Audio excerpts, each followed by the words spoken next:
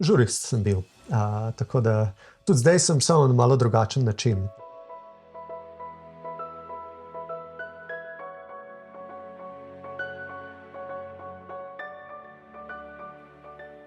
Živijo. Mislim, da je prišel čas, da podelim svojo duhovno izkušnjo z vami. Jaz sem odraščal v ljubeči družini, mama in tata so nas imeli radi, smo 3 brati. Mama je hodila v cerkev, tata takrat ni hotel prestopiti praga cerkve. Hodil sem k verouku, krščen sem bil, k bermi sem šel. In vedno so me te zgodbe, ki jih je pripovedoval župnik, tako pritegnile. Rad sem jih poslušal.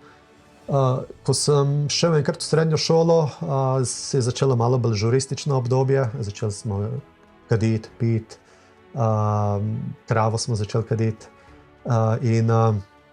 in pač raziskoval sem ta svet. Ampak, ko sem šel tudi v srednjo šolo, sem bil nastanjen v dijaškem domu, sem bral svetopismo, sem prosil mama, eno svetopismo bi rad, eno majhno. In tako sem zbrskal izpod postelje eno tako prašno, majhno svetopismo. In to sem izbral. Čez dan smo, po šoli smo ga pohali, oziroma včasih tudi med šolo dostikrat. In zvečer sem se pa bral svetopismo in sem se pisal, Bog, prosim te, odpusti meni grešniku. Vedel sem, da to, kar počnem, je narobe. Ampak zanimivo, Bog te pusti, da greš. Bog pravi, če hočeš po svoje, pač dobro, pojdi po svoje. In kaj se je začelo dogajati v srednji šoli, tam proti koncu srednje šole, jaz berem svetopismo in ta beseda se me začne dotikati tako globoko v srce, kar naenkrat izliv čustev, ne vem, začnem ta beseda, jo berem, se dotika mojega srca, začnem jokati, ob tem sem skrival pred Simrem, da pač fant joče. Ampak tako mi je bilo zanimivo, kako se je Bog dotikal mojega srca. Potem še bolj proti koncu srednje šole začenja prihajati ena ta zelo močna misel, ko sem bral to svetopismo in pravi, ti moraš biti moja priča. To se je dogajalo kar nekaj časa. In takrat nisem vedel, zakaj se gre, zdaj točno vem, da mi je Bog govoril, zdaj vem, kako zveni njegov glas, takrat nisem vedel in mi je bilo malo tako. In zato sem hotel sem gledal, kako bi nekaj naredil s tem, kako bi postal njegova priča. Mislil sem iti za župnika, za duhovnika, ampak ker sem bral svetopismo in noter jasno piše, škof naj mož ene žene, in sem rekel, ne, daru samskosti nimam, to se ne bom spuščal, to ni zame. In tako sem mislil, da bom postal laični teolog, mogoče kako vzgojitelj, kaj takega.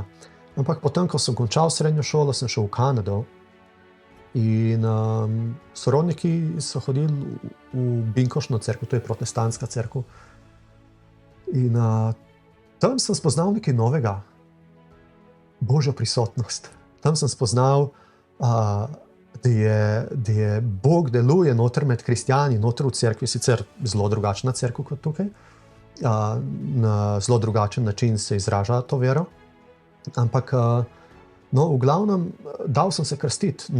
Sem hotel biti krščen na način, kot sem tam slišal, kot so bili krščeni prvi kristjani, s potapljanjem v vodo, v reko.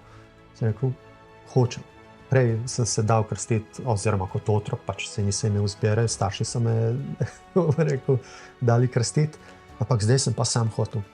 In ta pastor pravi, a boš sprejel Jezusa? Sem rekel, ja. In me je vodil v molitvi in sem sprejel Gospoda. In ta pravi, ko sem se dal krstiti, ko se en grešnik spreobrne, se cela nebesa veselijo. Takrat nisem nič čutil, nič kaj taha nadnaravnega, vse mi je bilo pač normalen dan. Ampak potem, ko sem se vrnil domov, sem opazil, koliko sem v bistvu drugačen.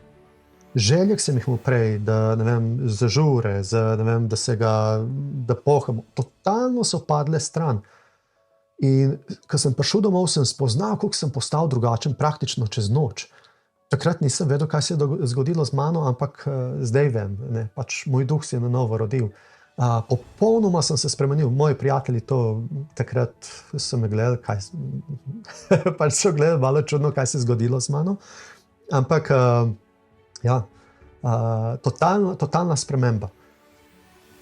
Potem sem se odločil, da grem tudi v Kanado nazaj študirati. Hotel sem toliko, sem videl, da lahko se aktivno ukvarjam z evangelijem, lahko postanem pastor, lahko imam svojo družino in to je bilo nekaj super. To so bile ene najboljših let mojega življenja, dokler se nisem poročil.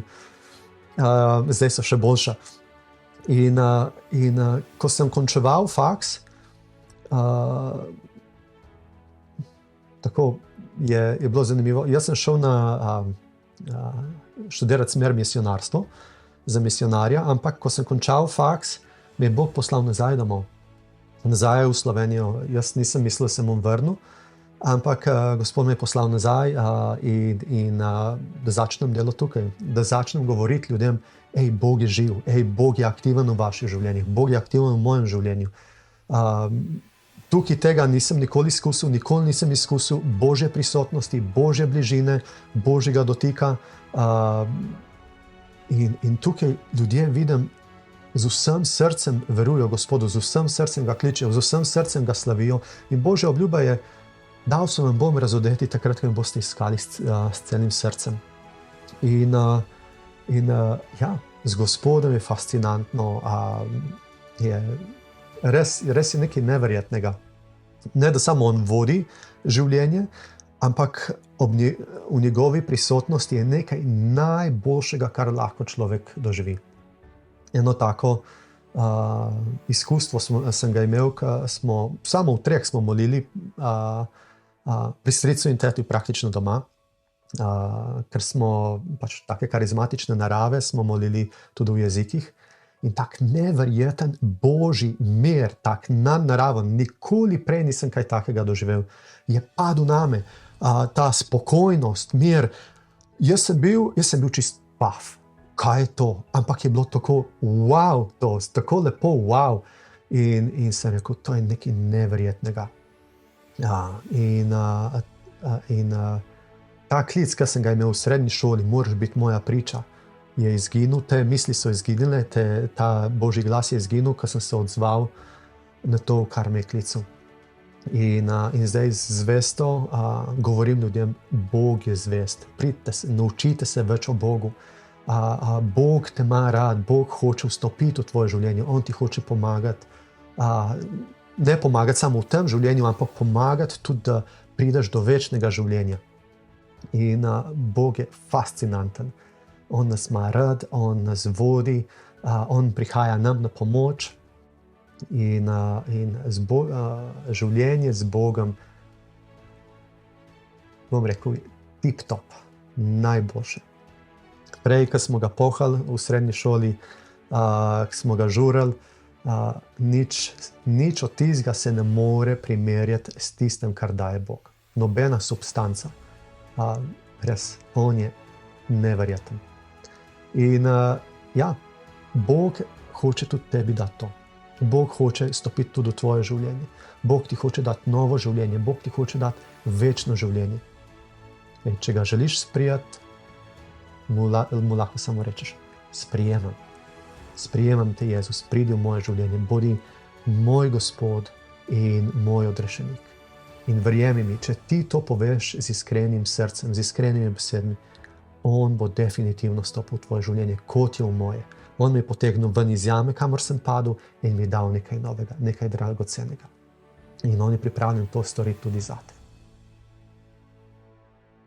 Sem Andrej Zelenjak za Center Evangelij danes.